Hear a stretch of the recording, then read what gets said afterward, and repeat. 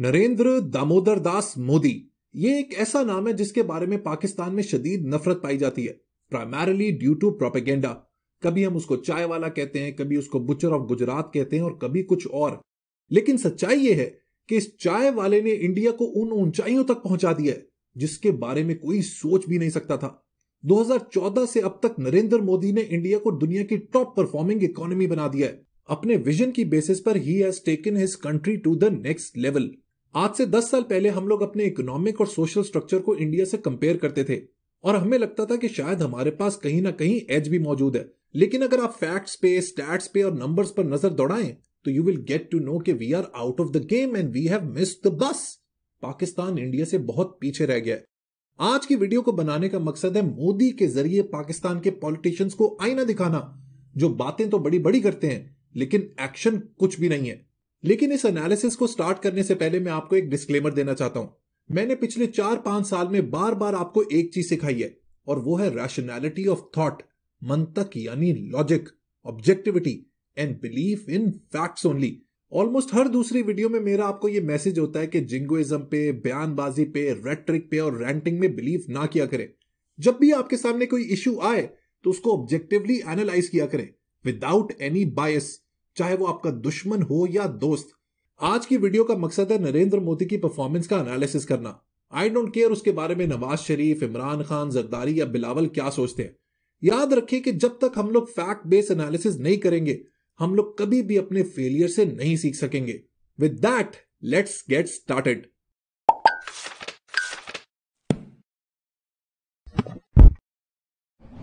आप ये बात सुन के हैरान हो जाएंगे कि 1990 के एंड तक पाकिस्तान की इकोनॉमी इंडिया से काफी बेहतर थी।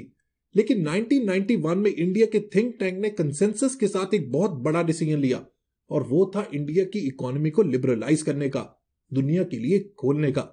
इस डिसीजन ने इंडिया के लिए गेम चेंज करके रख दिया। उन्होंने मेजर पॉलिसी चेंजेस किए, अपनी मईशत को दुनिया के लिए ओपन किया, फॉरेन इन्वेस्टमेंट को अट्रैक्ट किया और अपनी ह्यूमन रिसोर्स के ऊपर इन्वेस्ट किया और उसका नतीजा आज आपके सामने है। अब इस थॉट को दोस्तों आपने पकड़ कर रखना है, याद रखना है, क्योंकि वीडियो के लास्ट में मैं आपको बताऊंगा कि क्यों पाकिस्तान की जो आज की सिचुएशन है वो 1991 वाले इंडिया से मिलती जुलती है and how can we make the best use of it. Coming back to Modi, तो मोदी साहब 2014 में आए थे पावर में with the promise to turn India around. अब जो स्टैट्स में आपके सामने रखने वाला हूं ना, उसके बाद आपको खुद अंदाजा हो जाएगा कि इज ही सक्सेसफुल और नॉट। सबसे पहले देख लेते हैं जीडीपी को। दोस्तों कभी भी आपने किसी मुल्क को देखना है ना कि वो कामयाब है या नहीं, तो आपने उसका ग्रॉस डोमेस्टिक प्रोडक्ट यानी कि जीडीपी देखना है। जीडीपी होता है एक मुल्क में पैदा होने वाली तमाम गुड्स और सर्विसेज की डॉलर वैल्यू। तो 2014 में जब मोदी गवर्नमेंट में आए उस वक्त इंडिया का जीडीपी था 1.3 ट्रिलियन डॉलर्स, जो 2022 में बढ़ के हो चुका है 3.1 ट्रिलियन डॉलर्स, यानी कि उसने इकोनॉमी को डबल से भी ज्यादा ग्रो कर दिया है। This is absolutely amazing. अब यहां पर कभी कभी मैं पाकिस्तान का भी कंपैरिजन करता रहूंगा ताकि आपको नंबर्स की सेंस मिलती रहे। तो अगर पाकिस्तान का जीडीपी देखें 2014 में तो वो था 244 यानी कि 244 बिलियन डॉलर्स और 2022 का रिपोर्टेड नंबर था 376 बिलियन डॉलर्स। सो 2014 से पाकिस्तान की ग्रोथ परसेंटेज रही 54%, जबकि इंडिया की ग्रोथ परसेंटेज रही 138%। अब दोस्तों याद रखें कि जब भी किसी भी मुल्क का जीडीपी बढ़ता है तो लोगों की डिस्पोजेबल इनकम भी बढ़ती है, उनकी सैलरी भी बढ़ती है, जितने पैसे वो महीने में कमाते हैं उसमें इंक्रीज होता है, जिसको कहते हैं जीडीपी पर कैपिटा। 2014 में इंडिया का जीडीपी पर कैपिटा था $965 यानी कि $965, जिसको अगेन 2022 तक मोदी ने डबल से भी ज्यादा कर दिया। करंटली इंडिया का जीडीपी पर कैपिटा है $2256। इसका सीधा सीधा मतलब यह है कि अगर 2014 में एक एवरेज इंडियन 50,000 रुपए कमाता था तो इस वक्त उसकी तनख्वाह है 1,16,500 रुपए। That's an increase of 133%, which is excellent. दूसरी तरफ पाकिस्तान का जीडीपी पर कैपिटा 2014 में था $1173, जो 2021 और 22 में हो गया $1505। That's an increase of 28%। कहां 28% और कहां 133%। ये जो 28% भी है ना, क्योंकि इन्फ्लेशन 40% है, तो एक्चुअली में पाकिस्तानी की जो इनकम है वो डिक्रीज हो चुकी है। फॉरेन एक्सचेंज रिजर्व्स की बात करें तो इंडिया के 2014 में फॉरेक्स रिजर्व्स थे $303 बिलियन, जो इस वक्त हैं $578 billion. If you look at Pakistan तो हमारे 2014 में फॉरेक्स रिजर्व्स थे $15 बिलियन, जो इस वक्त कम होकर रह गए हैं 8.7 बिलियन डॉलर्स। इसमें मैंने स्टेट बैंक और कमर्शियल बैंक्स दोनों के रिजर्व्स को ऐड कर लिया है। कहां 578 बिलियन डॉलर और कहां सिर्फ 8.7 बिलियन डॉलर्स। इससे पता लगता है कि इंडिया की एक्सपोर्ट्स कितनी तगड़ी हैं, इंडिया के रेमिटेंसेस भी कितने स्ट्रांग हैं और बैलेंस ऑफ ट्रेड कितना जबरदस्त है। एक्सपोर्ट्स की बात करें तो 2014 में इंडिया की एक्सपोर्ट्स थी 231 बिलियन डॉलर्स, जो इस वक्त 670 अरब डॉलर्स तक पहुंच चुकी हैं। That is colossal. Comparatively Pakistan की 2014 में एक्सपोर्ट्स थी 24.7 बिलियन डॉलर्स और 2021-22 में ये बढ़कर होगी 31.5 billion dollars. Hardly an increase of 27% versus 190% of India. Inflation यानी महंगाई की बात करें तो करंटली इंडिया का इन्फ्लेशन रेट है सिर्फ 5.6% यानी कि 5.6%, जबकि दूसरी तरफ हमारे मुल्क में इन्फ्लेशन रेट यानी कि महंगाई की शरह है 40%। इसका मतलब यह है कि अगर कोई शख्स पिछले साल तक 100 रुपए कमा रहा था तो अब उसकी जेब में सिर्फ 60 रुपए रह गए हैं। यह है चाय वाले का कमाल और यह है हमारे सुपीरियोरिटी कॉम्प्लेक्स के शिकार पॉलिटिशियंस की पॉलिसीज का रिजल्ट। आप सब लोगों को याद होगा कि हमारे एक प्राइम मिनिस्टर ने वादा किया था, प्रॉमिस किया था कि वो 50 लाख घर बनाएंगे। उन 50 लाख घरों का क्या हुआ किसी को कुछ नहीं पता। लेकिन मोदी ने एक जबरदस्त हाउसिंग स्कीम जिसको उसने नाम दिया प्रधानमंत्री आवास योजना का, उसके अंडर ऑलरेडी पिछले 7 साल में 2 करोड़ घर बना चुका है। This is mind boggling and overwhelming. फिर हम लोग कहते हैं कि मोदी को इंडियंस इतना क्यों पसंद करते हैं, क्यों उसको वोट देते हैं। रिजल्ट आपके सामने है, ही वॉक्स हिज टॉक। चलें जी आगे बढ़ते हैं। मेरे ख्याल में मोदी की जो सबसे बड़ी कंट्रीब्यूशन है वो इंडिया की यूथ के लिए है। उसने इंडिया के यूथ का पर्सपेक्टिव, उनका पॉइंट ऑफ व्यू बदल के रख दिया है। जॉब सीकर्स की बजाय उन्हें जॉब क्रिएटर्स बना दिया है। पावर में आते ही मेक इन इंडिया का क्या कमाल कॉन्सेप्ट उन्होंने इंट्रोड्यूस किया था, उसका नतीजा आप इंडिया की एक्सपोर्ट्स की शक्ल में देख ही चुके हैं। लेकिन उससे ज्यादा बड़ी बात यह है कि इंडिया की IT exports amount to 156 billion dollars. This is almost 40% of the entire GDP of Pakistan. जबकि अगर पाकिस्तान की आईटी एक्सपोर्ट्स की बात करें तो they stand at only 2.5 billion dollars. आज की दुनिया में जिसमें it is everything, future belongs to artificial intelligence, augmented reality, chat GPTs of the world, वहां पर हम कहां हैं और इंडिया कहां है। इंडिया के सुपरस्टार्स अब शाहरुख खान, आमिर खान और सलमान खान नहीं है।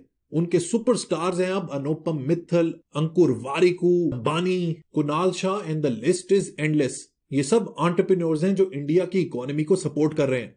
पाकिस्तान की बात करें तो हमारे नेशनल हीरोज हैं मेरा दिल ये पुकारे आजा और पार्टी हो रही है। इससे पता लगता है कि हमारी नेशनल प्रेफरेंसेस क्या हैं। हम लोग सारी उम्र पढ़ते रहे कि Pakistan is an agrarian country, Pakistan एक एग्रीकल्चरल कंट्री है, इसीलिए हमारे पास अनाज की कभी कमी नहीं होगी। लेकिन हालत यह है कि आज हमें व्हीट यानी आटा भी इंपोर्ट करना पड़ता है।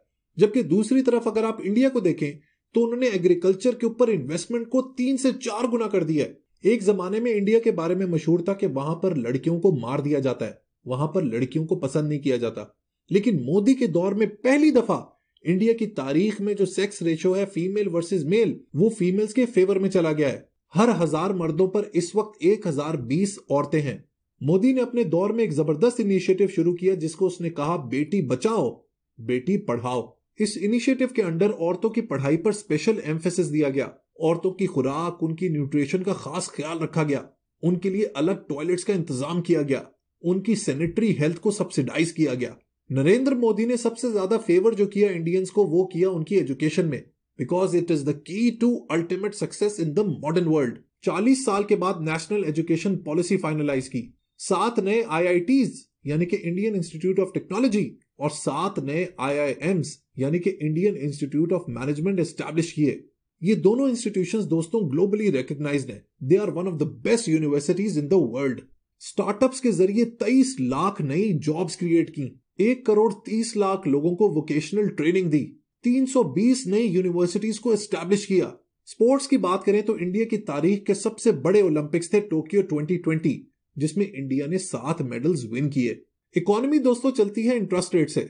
जब इंटरेस्ट रेट कम होता है तो लोग बैंकों के पास जाते हैं पैसे लेने के लिए, जिससे इकोनॉमी ग्रो करती है। हाँ, इन्फ्लेशन होती है but that can always be controlled. जब मोदी पावर में आए 2014 में तो उस वक्त इंटरेस्ट रेट था 10.3%, जो आज की तारीख में 6.65% हो गया है। इसका मतलब यह है कि अगर आपने 20 साल के लिए 30 लाख का लोन लिया है एट 6.65%, तो आपकी मंथली किस्त होगी 22,633 रुपए। यही लोन अगर आप 2014 में लेते तो आपकी किस्त बनती 29,549। इसका मतलब यह है कि आज की तारीख में आपने सेव किए 82,992 रुपीज पर ईयर। आज की तारीख में पाकिस्तान का इंटरेस्ट रेट है 21%। कौन लोन लेगा, कौन फैक्ट्री लगाएगा, कौन इन्वेस्ट करेगा और इकोनॉमी कैसे ग्रो करेगी। अब बात करते हैं डिफेंस की, जो हम पाकिस्तानियों का फेवरेट सब्जेक्ट है। अगर आप डिफेंस एक्सपोर्ट्स की बात करें तो उसमें इंडिया ने क्या कमाल की तरक्की की है। They have shown great numbers. 2014 में इंडिया की डिफेंस एक्सपोर्ट्स थी 1941 करोड़, जो 2021 में बढ़कर हो गई 11,607 crore. That's a staggering 500% growth. At our side defence exports were only $3.82 million, जिसको अगर आप रुपी टर्म्स में कन्वर्ट करें तो ये बनते हैं तकरीबन 1 अरब रुपए। असल में हम डिफेंस एक्सपोर्ट्स के बजाय डीएचए में प्लॉट मिल जाए तो उस पर ज्यादा खुश होते हैं। मैंने आपसे स्टार्टअप्स और एंटरप्रेन्योरशिप की बात की थी, तो दोस्तों India has become the hub of startups in the world. क्या आप जानते हैं कि इस वक्त इंडिया में 100 से ज्यादा यूनिकॉर्न्स हैं। यूनिकॉर्न्स वो बिजनेसेस होते हैं जिनकी वैल्यूएशन $1 बिलियन से ज्यादा होती है। पाकिस्तान दुनिया का आबादी के लिहाज से 5वां सबसे बड़ा मुल्क है, लेकिन हमारे मुल्क में एक भी यूनिकॉर्न बिजनेस नहीं है। ईज ऑफ डूइंग बिजनेस की बात करें तो इंडिया का 2014 में रैंक था 142, जो कम होकर हो गया है 63। दैट शोज कि वहां पर लोग इन्वेस्ट करना चाह रहे हैं, वहां पर फॉरेन इन्वेस्टमेंट अट्रैक्ट हो रही है। बाहर की बड़ी बड़ी कंपनियां इंडिया में काम करना चाहती हैं और उस काम को आसान बनाने के लिए इंडियन गवर्नमेंट ने बहुत मेहनत की है। अगर इंडिया में आपने कोई नया बिजनेस स्टार्ट करना है 2014 में, तो आपको 14 अप्रूवल्स की जरूरत पड़ती थी, जो अब कम होके सिर्फ 3 रह गई हैं। इस तरह के अगर स्टैट्स मैं आपको प्रेजेंट करता रहूं तो video can go on and on for hours. Reality ये है, बॉटम लाइन ये है कि आप उसको चाय वाला कहें या कुछ भी कहें, he is sincere towards India and Indians. इस एक शख्स ने इंडिया की पूरी मिडिल क्लास को उठा के रख दिया। आज पूरी दुनिया में इंडिया के आईटी एक्सपर्ट्स की मांग है। Companies pay through their nose to have Indian resources on board. Google का सीईओ इंडियन, माइक्रोसॉफ्ट का सीईओ इंडियन, अडोबी का सीईओ इंडियन, आईबीएम का सीईओ इंडियन, स्टारबक्स का CEO Indian, and the list goes on and on. हमेशा unbiased होकर सोचा करें कि वो एक इंडियन प्राइम मिनिस्टर है तो वो अपने मुल्क के बेस्ट इंटरेस्ट में ही काम करेगा ना, और जो उसको करना चाहिए। इसी तरह जो पाकिस्तान के लीडर्स होते हैं, प्राइम मिनिस्टर्स होते हैं या मिनिस्टर्स होते हैं, they work in the interest of Pakistan and Pakistanis. Unfortunately हमारे पास कोई ऐसा शख्स आ ही नहीं सका। कौमों को बड़ी बड़ी बातें नहीं चाहिए होती, एक लीडर चाहिए होता है हु वॉक्स हिज टॉक। जो बात वो कहता है उसको करके दिखाता है। ही लीड्स थ्रू एग्जाम्पल। अब दोस्तों, वीडियो के स्टार्ट में मैंने आपको बताया था कि 1991 में इंडियन इकोनॉमी की जो हालत थी वो पाकिस्तान से कैसे मिलती जुलती है। हुआ यह था कि उस वक्त इंडिया की एग्जैक्टली यही हालत थी जो इस वक्त पाकिस्तान की है। Balance of trade crisis, dollar कम होते जा रहे हैं, आईएमएफ का शदीद प्रेशर है। लेकिन इंडिया के जो इंटेलेक्चुअल स्टॉलवर्ड्स थे उस जमाने में, उन्होंने एक कॉन्शियस डिसीजन लिया कि नो मोर ऑफ आईएमएफ। अब वो स्ट्रक्चरल रिफॉर्म्स करेंगे, अपनी इकोनॉमी को बेहतर करेंगे और सेल्फ सस्टेनेबल करेंगे। And the result is in front of you. Pakistan भी ये कर सकता है, only and only if our nation learns to pick people of high moral character. अगर हम मोदी से कुछ सीख सकते हैं तो सीख लें। याद रखें, किसी से कुछ लर्न करने में इंसान छोटा नहीं हो जाता, चाहे उसके साथ आपका कैसा भी रिलेशनशिप हो। You should be very very flexible, and that's how progressive Nations think. Video पसंद आई हो तो लाइक बटन जरूर प्रेस कीजिएगा। Until next time, let's read, learn, progress, and self-actualize. Let's read Pakistan.